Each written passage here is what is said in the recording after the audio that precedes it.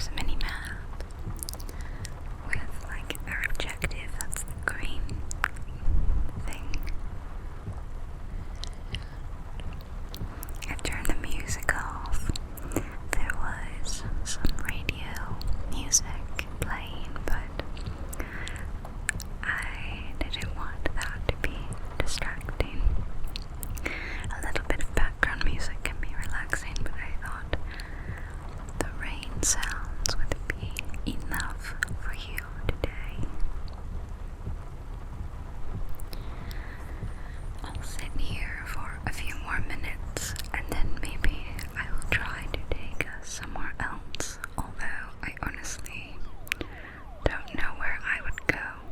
Maybe I'll go to the actual waypoint, which is our apartment. It's like the end of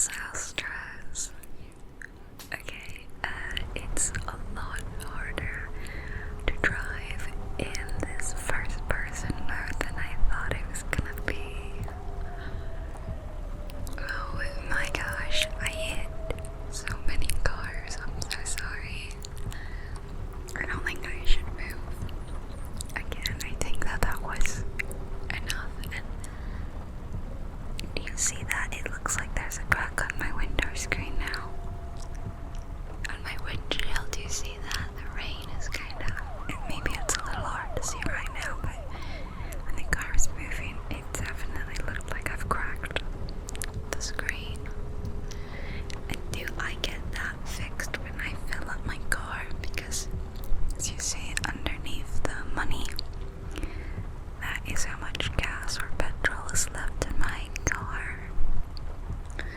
There are stations everywhere and you can go and fill up. Maybe I can also get it. I thought that there wasn't like a car hill system because I wasn't seeing like a mechanic or anything, but I feel I've banged up this car now. Maybe I should not save what I do today. Oh my gosh, I'm sorry. I know that cars smashing into